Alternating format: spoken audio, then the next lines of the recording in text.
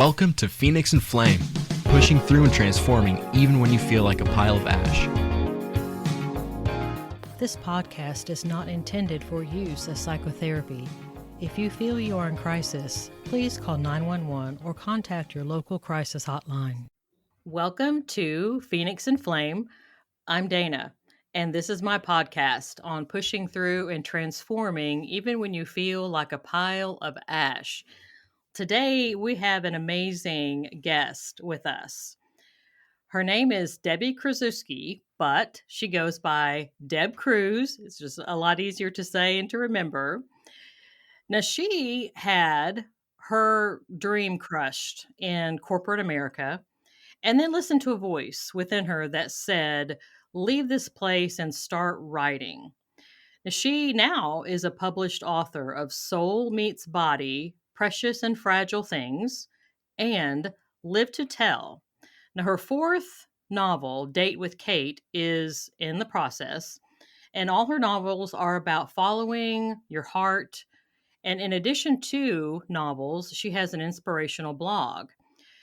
Deb is a certified dream manager coach and business consultant. She is an expert in dream rescue, which I can't wait to talk about this. She says if your dream is a long buried seed or a squashed bud, she's here to help you replant it, nurture it, and bring it to full bloom. I'm very excited to talk to Deb Cruz. Welcome to Phoenix and Flame. Oh, thank you so much, Dana, for having me. I appreciate it. And I apologize for sneezing during your intro. I hope I didn't mess you up. That's okay. So Something I'm inside of me is curious. like, let's just get out. Let's just go and just get that out of the way. Yeah. So, you mentioned having it all kind of started when you had your dream crushed. So if you would kind of build a story and help my listeners understand what was going on with you and what happened that caused you to sort of veer onto this path. Oh, yeah. I mean, I've had many dreams crushed, and I'm not alone. Everybody has at some point in their life had a dream crushed. I just realized that my dreams being crushed were on purpose because I wasn't fulfilling or living the life that I wanted to live. I was living other people's dreams and what other people, directed me to do. It was like, you're going to go to school, you're going to get a job, you're going to business school. So, figure out a major in that. And, my dream was at that time, I was a dancer at that time, and I was supposed to be in a college that I was on their dance team, and I was going to minor in business, major in dance, and start my own dance company. But that didn't work out. Last minute, I had to game change and go to school at home, which was basically a business school, and which is fine. I was like, okay, so I'll switch it around a little bit and major in business. Just what my visions were and what the school could offer at that time. Now it's a totally different place. It's a wonderful world now. It was, you're an accountant, you're a CPA, or you're a school teacher. Like, that was kind of what everybody walked out as. And I'm like, that's not exactly what I want to do. But so I decided to go into management, which I'm still grateful that I did that, because I wanted to learn everything. I wanted to learn how to. I'm the person that's like, I want to look under the hood and see how everything's connected, and see how I could make it work better. So I was okay with that, and I got a job right out of school, and it was glamorous at the beginning of, oh, this job is great, and it was a lot of fun until it wasn't a lot of fun. It was like, all I'm doing is like stamping this piece of paper and giving it to this guy to give it to that guy. Like, this gets old really fast. And I was like, I'm in the wrong thing. I should look for something else. I want to go back into dance. And that just didn't happen. I kind of like was too old at that point to pursue a career where I wanted to be. I lost those years, which now is a different world. You can always go back. But I just, was told, no, business, it's this. So I was like, I'm really not happy. And it was, okay, well, you need to move up because this is why you're not happy because you're not making enough money. That's what it is. You're not making enough money. So I Mm. moved up the corporate ladder, and every jump I was like, this really isn't better than where I came from. Why am I keep being told that it's going to get better? Or maybe I'm telling myself it's going to get better. And the money, sometimes the money was better, sometimes it was just about the same. And when I got to the top at an executive level, I was like, this is horrible. I had been jumping and I had been working myself to death in all of these jobs. I was always traveling. So I lost so much time. I lost about, in that point in my career, I had already over 20 years in. And I was like, all I've been doing is chasing this career that I never really wanted. I never wanted this career, but I keep being told that it's going to get better as I go up. I didn't have a family. I didn't have good relationships because I wasn't around a lot, or I was always mad and angry at my job, or because I missed a situation, or because I wasn't who I wanted to be. I wasn't who I felt was here, brought here to be. And I looked in the mirror and I had this beautiful title and I had lots of money coming in, and that's supposed to make me feel great, and I could not have felt worse. I was self-destructing myself. I couldn't wake up in the morning. I had a very long commute at that point. It was 2 hours in and 2 hours out, and it was a very stressful drive because uh, I live up north of New York City, but I had to cut through like four boroughs to get there. And it was, it's not Wow. easy of a drive to do that, especially during rush hour. And you try to get there earlier to avoid rush hour, and that's just stressful too. It was just a horrible time, and I felt inside of me, I felt was dying. I'd look in the mirror, be like, I don't even know who you are. I was agitated all the time. People didn't even want to talk to me. And I was like, God, I feel like I'm already dead. And I feel like this is physically going to put harm to me. I thought I was going to have a heart attack or something of that nature, where it was, going to put me in a hospital, and it would be over for me. So I just prayed to God, and I was like, I don't know why I'm here, but I remember the last time you spoke to me, I ignored you. And I promised I would never do that again. So, God, I'm just asking for you to talk to me again loud, that I can hear it, and tell me what to do. And a few days later, I just got a distinct voice that came from within me, and I knew it was God. And He said, just leave this job, and I want you to start writing.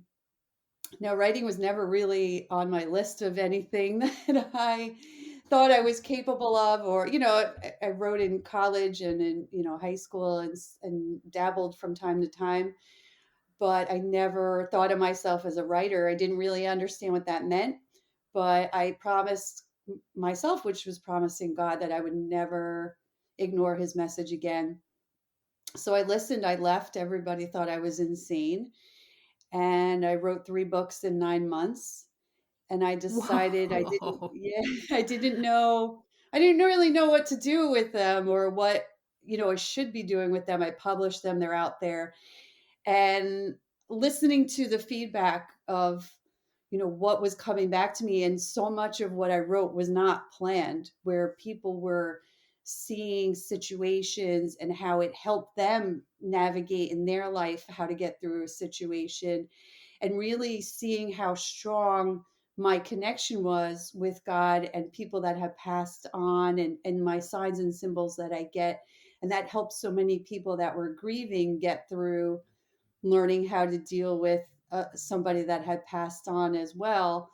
So I wanted to take the gifts that writing gave me, and take the gifts of all the jobs that I had that I thought I did a great job at, and what I loved and enjoyed. And it was being able to look at people and work with people and see their true potential, and see the goodness inside of them.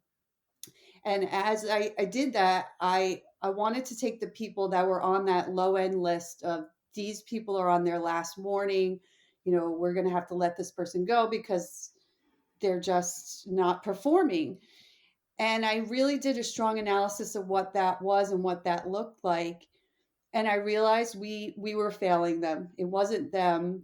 They were doing what they could, but at the same time they were getting defeated in their job.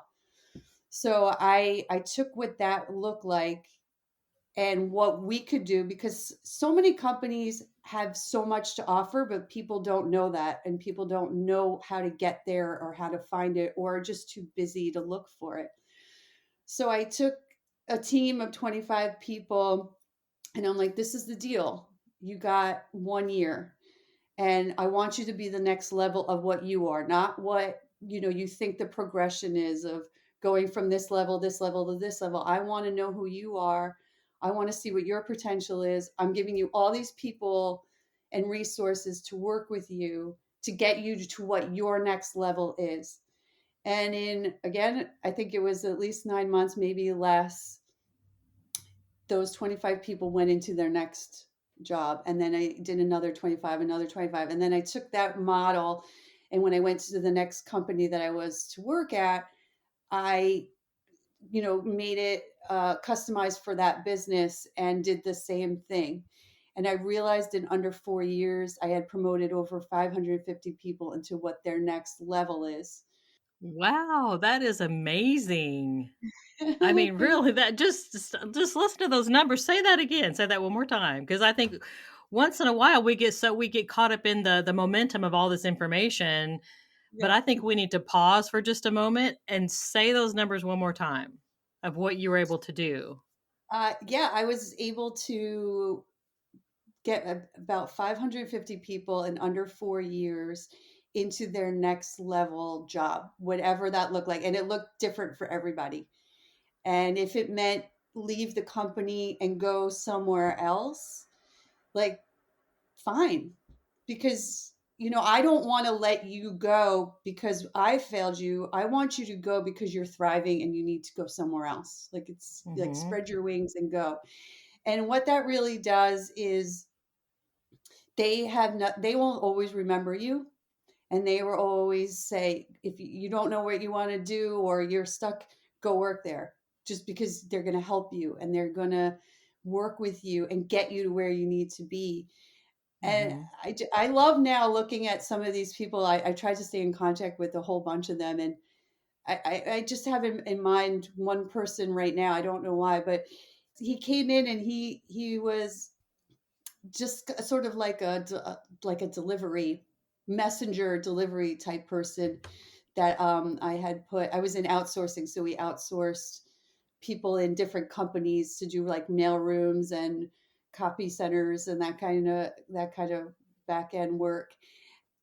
He was just so had such a great attitude and was so wonderful, and he wanted to help. So he would always get himself like, "Oh, I can fix that," or "I can help you with this." And he just knew what needed to get done, and he was right on board right away and helped us kind of make these business plans for companies of how to be proactive to make sure things don't fall apart. And he taught so many people, and I'm like, we gotta put him somewhere.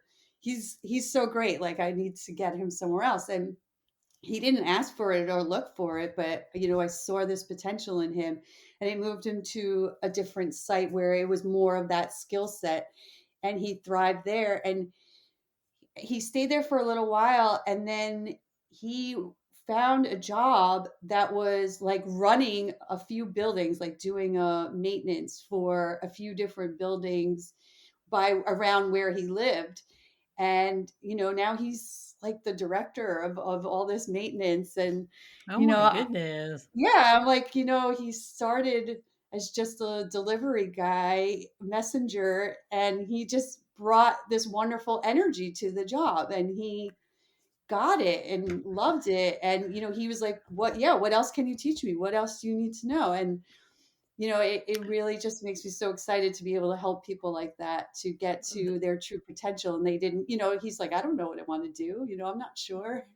Yeah, But I mean, Deb, I've got some questions for you because you've shared so much information so far, and I'm like writing notes down, and I want to get your words of wisdom.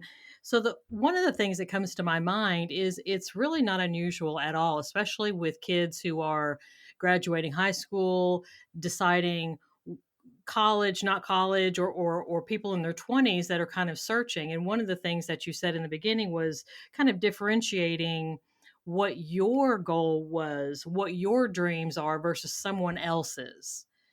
And I think that that differentiation is huge just in the starting out, because whether it's someone who's contemplating college or not, whether it's a person who's in their 20s, 30s, 40s, and they're trying to figure out, what am I doing? Is this my dream? Is this someone else's dream?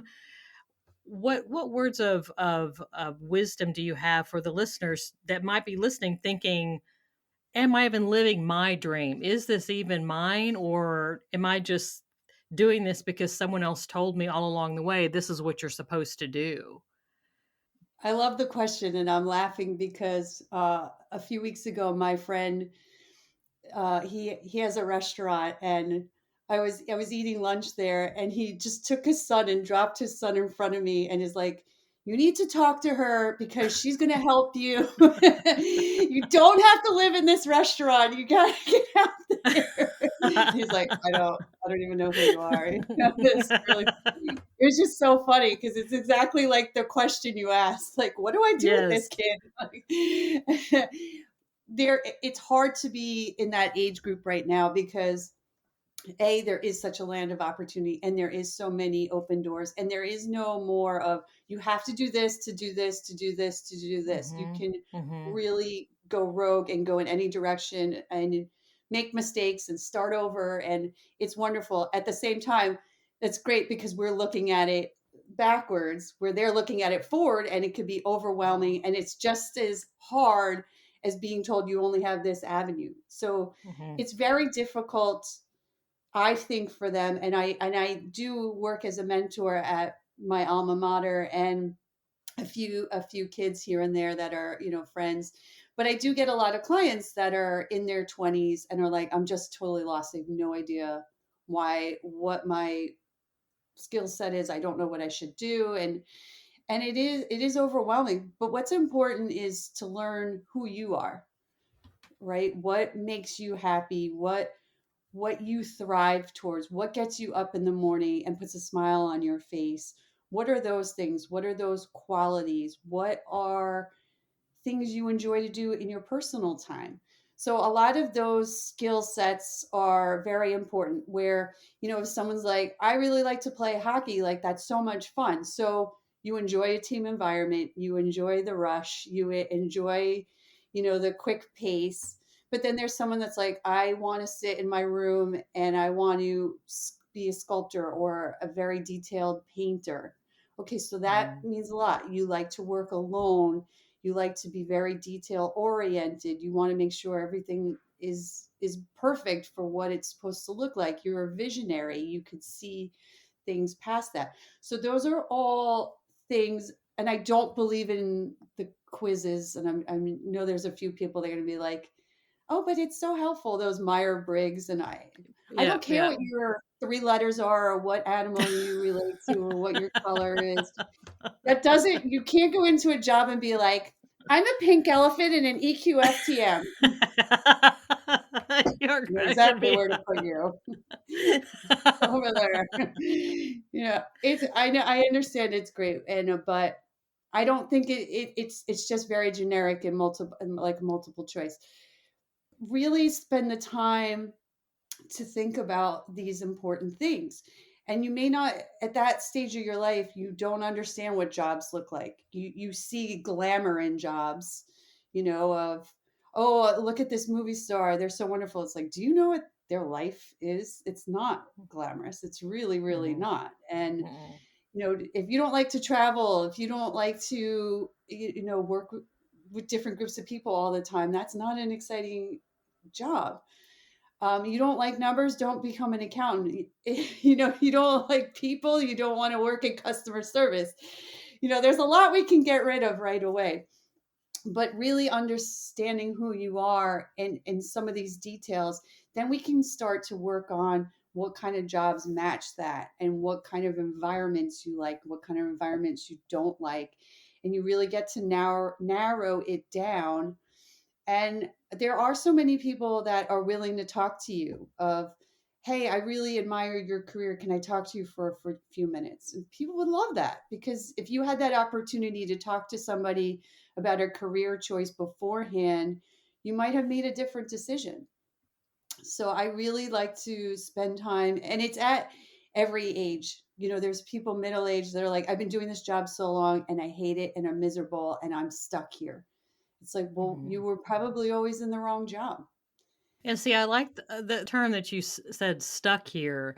That was another question that I was going to ask you, because in a different scenario, you have people that they have been doing a certain job for quite some time, decades even, and they have all these responsibilities. They have financial responsibilities, they have expectations, they have families, they have all these things now, and they sometimes feel stuck. They know that they're not fulfilled. They literally just like hate their job there. And you mentioned earlier some of the physical symptoms that can happen, because we are a whole person, and if we consistently have to go into a place and do something that we just dread with every fiber of our being, and have to just pull everything within us to do it all day long, and then turn around and do it the next day, and turn around and do it the next day, it's almost like a part of you just dies.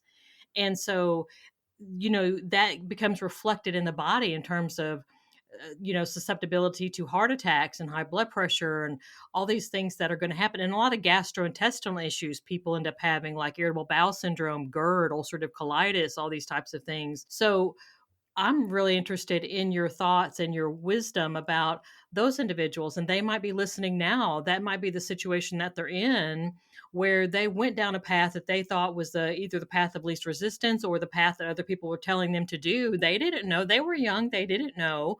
And then they started a family, and then they bought a house, and then they bought a car, and then they bought all these things. And now they have all these bills. And so then they're like, I don't know how to extricate myself from this. They feel stuck between feeling like they're just dying a very slow death versus this unknown of not being able to, the fear of not being able to, provide health insurance for their family, or paying the bills, having the power turned off, being evicted. They feel stuck. I mean, I'm really interested in your wisdom about those individuals. Yeah, and that's really a huge piece of my audience, is that I call it the mid-career burnout, because exactly what you said, you got into a job, then you got married, you had kids, and you feel like you don't have a choice and you're stuck there. And you're not. I know it feels like it, but you're not. There is a dream out there for you. And if that's on your heart, that is where you're supposed to be. It's not supposed to be in this dead end job because you told yourself or somebody told you you can't leave because of all of these things. And there's nothing more admirable than to show your kids of, I feel like I'm dying here if I stay at this job, but I am going to do my best to get to my dream, and I want you to be a part of it. I've seen so many families where they thought that was going to break their family, brought them closer together. And it's Mhm. all about planning and conditioning and putting yourself in the right mindset, put yourself physically in the right place, spiritually, emotionally. And the most important that you're going to freak out about first and foremost is financially. So once you get to that place of exactly where I was, of if I stay here, I will die. I really physically felt I was going to die. And what's important to state exactly at this point is there was a huge part of me that did die, because you know what? It was the old me trying to live in the person I was made to be. And it came to a place where both of these people couldn't live in the same body. So Mm. that whole part of me did die because it didn't belong to me anymore. And it never really belonged to me. I was just carrying all this dead weight with me. So yes, it can eat you and it can put you in those unhealthy places. So the first part is making that choice of, this is not for me and I need to get out. There is a way, and you have potential. And if this isn't for you, it's time to go. And it's never going to be the right time. It's Right. never going to be perfect. There's going to be people that are not going to be happy about it. And that is some of those clouds of dust you have to get through. And, you need somebody that's outside of your world that is like, I get it. And I can see your potential and where you're aiming, and I can help you get there. So the first part is just making that choice, because that sometimes takes a lot to digest, to be like, I'm going to do this. The second part is to work on what your dream is and what that looks like. And if it's something where you're like, oh, I'm too old, or I don't have enough education, or I'm not fit, whatever that is, we work on what that looks like. So is it getting all those things together, getting your health together, getting more education, finance again always will come up. I don't have the money to go back to school. I don't have the money to get a job because I have to start at a lower salary. All of that is stuff we tell ourselves instead of moving forward to find out the answers. It's health insurance. There's health insurance out there. This you're not tied to a company because they only have health insurance. There's ways to get health insurance if you're on your own. There's all these avenues that we put these walls in front of us. It's like, nope, you can get that. Nope, you could fix that. Nope, nope, nope. But you didn't. I did all the homework for a long time. So, just going into it, you're like, no, I can't. So it's getting through that. It's building a solid plan. It's getting your finances in order, getting your health in order, getting yourself emotionally and spiritually together, and getting you the tools you need to get to what that next job looks like. And at the same time, you have to build your team, right? So you have your dream crushers and your dream team, and you need to know who is who and what is what. So you have to make your list of who's going to be on my dream team and who's going to be my dream crushers, because you're going to go home and you're going to be like, go to your spouse, your family, like, guess what? I'm leaving my job and I'm gonna be an astronaut and it's gonna be great. And we're all moving to Florida to be at the launch. Like, no, everyone's gonna be like, you're crazy. No. And then, your dream crop, right? So you have to condition the story of, guys, I have something really exciting I wanted to tell you, and you have to be confident in yourself. If you're not there, you're asking permission from people. So it has to belong to you and be strong and confident enough that there is no answer. There is no no. No is not an answer. So you have the conversation of, I am excited. I'm leaving my job. I have a plan. I'm going to school. I'm getting physically healthy, and I'm leaving my job in 3 months. They're helping me to get to this program, and I'm going to go work at NASA. And my dream is to become an astronaut, and I'm going to do everything I can to get to that point. And I want you guys to be with me on this journey. I want you to be excited about it because it's good for everybody. And some people are going to take time, some people are going to say no, and some people are going to be on board right away. So right away you see what the split is. Now, if people are not on board and they're dream crushers, that's great. That's fine. You know what? Because they need time to be in your dream. You spent your whole life to get to this place, and now you're there and they're like, I've never been invited to this part of you before. So you have to understand, just because you're ready and you're excited, you have to give people time to get there as well. Not Yeah. everybody's invested as your dream as you are, but when you invite people to be part of your dream, it's exciting. And once people see how you're dedicated to it and what you're doing and accomplishing these small goals along the way to get to that dream, and you're not giving up, the more people will want to join your team. The more people that are dream crushers are all of a sudden your highest advocates that are cheering you on. And it really is a game changer. And then these people see it and they're like, well, I want to fulfill my dreams. I want to do all these wonderful things. I have a dream too. And it's like, great. Well, that's why we're all in a dream team together, to all push each other and be on this journey together, because we're all going to find new dreams and new things that we want to do. And you just watch how it blossoms, and it's beautiful. And you know um the crazier it is, that's probably the first dream that's going to come true. You had mentioned your faith earlier in the interview, and I'm kind of wondering as we're talking about this, because I'm thinking about my journey and other people that I know of, and what, Deb, is your idea of the role of faith in all of this, in this journey? Oh, well, faith is everything. I mean, I left my job because, I asked God to help me and guide me. And if I didn't have faith, I would probably be in a hospital recovering, or hopefully recovering from a heart attack or something, hopefully not something worse. So I'm grateful that I saw that vision and I asked God for help.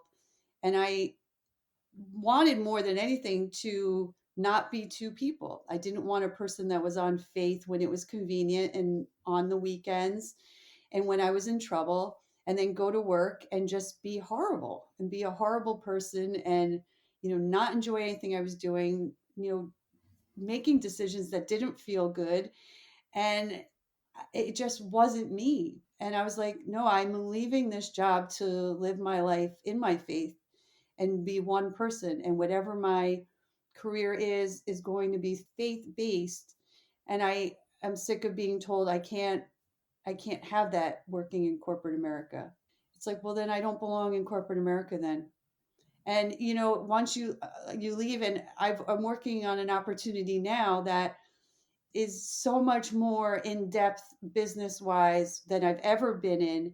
But you know what? It's for a faith based company, and it's for people living in their dreams, and getting them to where they need to be. And I didn't seek them; they sought me out. They found me. So, when I'm like, God, I went through all this for a reason. I didn't understand it then, but now all these doors are opening, and it's like, well, I gave you all of this experience so you know the skill sets that you need, but you also know now how to bring faith to it. You know how to bring your faith and religion. And now it's better because now you have both, and you are one person and not two people. And when I look in the mirror, I could smile and recognize who I am, because I know that this is my journey and this is what God gave me. And I have nothing but to rely on my faith in those horrible moments and those moments of uncertainty and anxiety, to just say, well, I know God's loving me and protecting me. And if it's something this dark in front of me, that means there's something amazing behind it. And God's just going to walk me through this cloud of dust. And I just have to be in trust and hold his hand. That's awesome. I have my own faith journey in starting my podcast and my business and things that I'm doing in addition to the private practice. And a couple of stories, some biblical stories are coming to my mind about how God works in these ways. And one of them is when Moses was bringing all of the Israelites out of Egypt. They were slaves and he was bringing them out, and they got to the Red Sea. And then all of the chariots, all the Egyptians realized, hey, wait a minute. And so they started running after the Israelites. And so here you have Moses and all of these Israelites trapped between all of the Egyptians barreling down in the chariots on them, and then the Red Sea on the other side. Now, personally, I would have liked God to just go ahead and let me know if I had been Moses.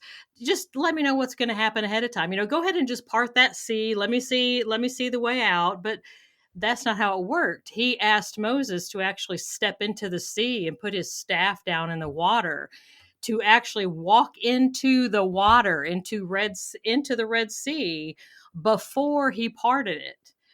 I think that's really, really interesting. And God does that. And there's several other biblical stories about that, how he asks us to go ahead and act as if there's a way out, act as if he is there, even though we can't see it. And so I think sometimes in this journey that you're talking about, that it's, trying to do that step in that journey of faith and trusting God to part the Red Sea, even though it's not parted yet. And we're like, oh my gosh, how am I going to get out of this? And then God says, walk into the water and put your staff down. And you don't know why he's asking you to do that. You're like, okay, we're about to be killed. Don't you know? I mean, the Egyptians are barreling down. I don't know why you asked me to bring all these Israelites out of Egypt, and we're trapped. You trapped us here. And now you're asking me to walk into the water. Okay. But then as soon as Moses did that, the whole entire Red Sea parted. And I just can't even imagine the magnitude and the just the unreal the reality of what that must have been like.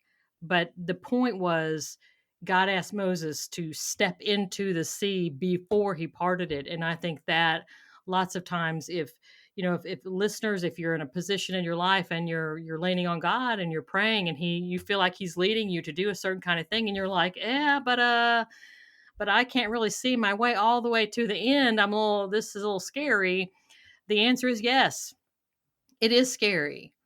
Yeah. And you do it anyway. If you're trusting in the Lord and you feel like, you've reached out, like you said, to your dream team, to your people, and you feel like it's a good choice. Yes, it is going to be scary. Waiting for it not to be scary, you'll just be sitting there the rest of your life. It's Or in a true. hospital bed with a heart attack. Yeah, I've watched a lot of people in my life that happen to them, of not being in their dream, being lost and being just sad and depressed and dying really young. And I'm like, I'm not doing that. I'm absolutely not doing that. I don't feel like I was brought here to be given a life sentence. I was given a dream. I wasn't given a life sentence. I not here to be punished. I'm here to flourish.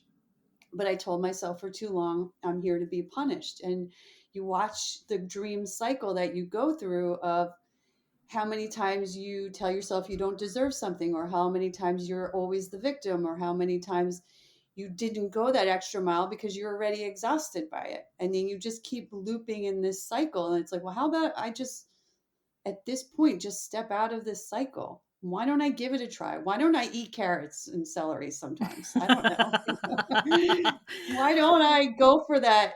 Why don't I just jog from here to the end of the block? Why don't I just give that one thing a chance? And break yourself out of that cycle and start really small and see what works and what fits and what can really resonate with you, that makes you want to go forward. If you don't have that dream and that vision of what you are brought here for, or what makes you excited, you are going to stay stuck in that place. You are going to stay in that ugly, angry loop. And once you're like, I want to get out of it, you've already gotten out of it. You just need to learn how to run in that new loop and change the story and change the outcome. And you deserve it. And believe in yourself, because asking everybody else to believe in you before you believe in yourself is just not going to happen that way. Because you could see your vision and you had that chance to turn that light on inside of you and make it brighter and brighter.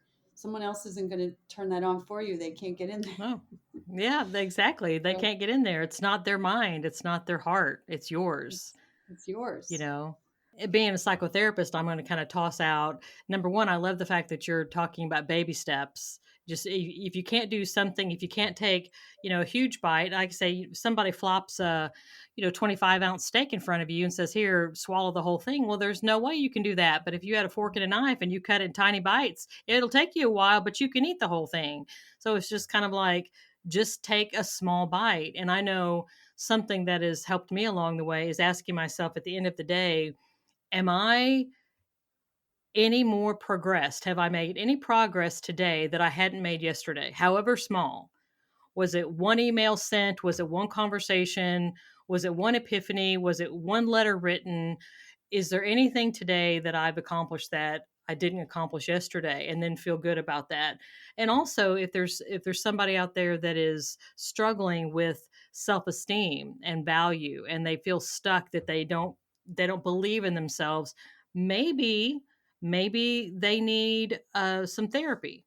Maybe they need to just spend some time with a therapist to kind of maybe work through some trauma that's stuck in there, that's preventing them from seeing and realizing who they are and what their potential is. Sometimes we can do it by ourselves.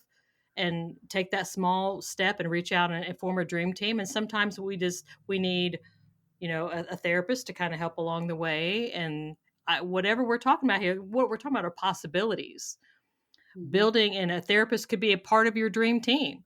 A person that's on there that's saying, here, let me come alongside and help you. Let me help you get rid of that old stuff that's telling you you're not worth this. You're not smart enough. You can't do this. Those messages did not come from you. Those messages came from external sources that you internalized. And so sometimes we need to get rid of those, whether we can do it on our own just by realizing that, or if we need someone else to come alongside and help us. Either way, we can do it.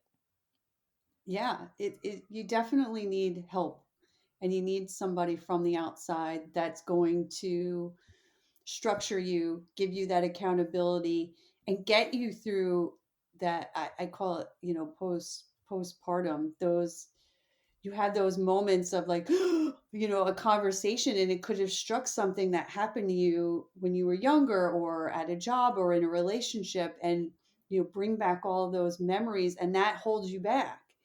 But once you can identify those things and work with somebody like yourself, then it just really, you're not bringing all that baggage with you. Like, you have to Mhm. realize that a huge part of this is you can't be like, oh, I'm going to have my dream and bring all my crap with me.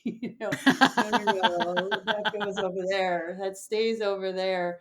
I absolutely agree that using somebody like yourself is a key part of being on the dream team, to help you get through those moments that you may not realize will come up, but they will. One last vision has come to my mind, this image, and then I'm going to get the listeners to know how to find you more, how to get more information from you, Deb. But as I'm listening to you talk, this image is coming into my mind of, like, someone wanting to go across some water, like a lake or a river or some such, and they're getting in a canoe, but there's all of this baggage from the past, and they get in the canoe to go across, but they're trying to put all the baggage in. When they put all the baggage in from the past, it causes the canoe to sink down so far in the water that it's taking on water. They're not going to be able to get across that water, that lake, with all of the baggage. They're going to have to leave it on the shore to be able to get in the canoe and make it across to the other side where they want to be. You have to choose. If you want to stay with all that baggage, you're going to be staying on the shore. If you want to go across the lake and go to that new place, then you're going to have to leave all or some of that baggage behind, because your canoe can't carry you and your dream and all the old stuff too. It's not going to work. So it's just like, Absolutely. leave it behind.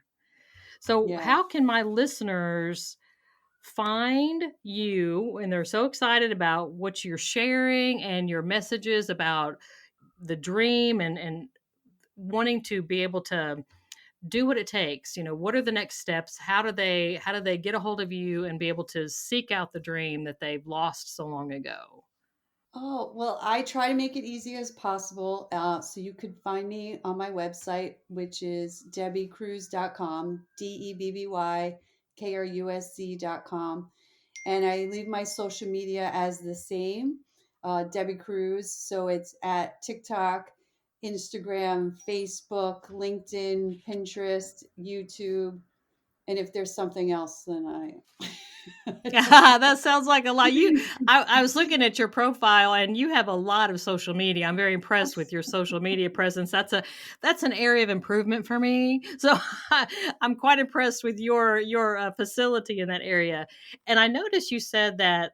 Now, tell me if you're still doing this or not. But there's a note that right now it says to your website, to book a consulting call, you'll offer a free download of Soul Meets Yes. Body, your latest novel.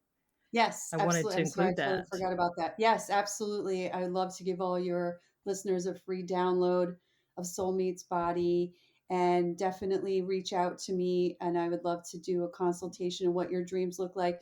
And believe it or not, you're further ahead in your dreams than you realize. You think you're starting at zero, but you're not. You're starting from your place of experience and where you are, and you're in arm's reach. So I can help get you there for sure. Thank you. Thank you. And listeners, I will put all of this in the show notes, so don't fret if you're out running or or doing something, washing dishes while you're listening to the podcast.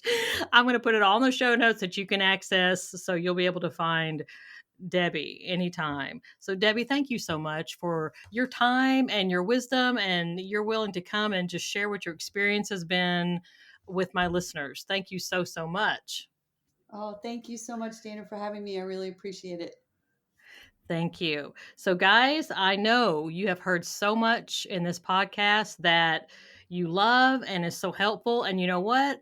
Maybe it's helpful to you. Maybe it's helpful to a friend of yours. You're thinking, oh my gosh, I have a friend, I have a relative, I have a coworker that I'm thinking they need to hear this episode.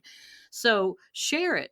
Put it on your favorite social media sites. If you want to copy and paste the link in text and emails, there's so many ways that we have of sharing our information so we can reach out, grow our Phoenix and Flame community so that we know that we're not alone. We're all in this together and we can reach out and help one another. So I hope you're having a wonderful day. I hope you have a wonderful rest of your day. This is Dana on Phoenix and Flame.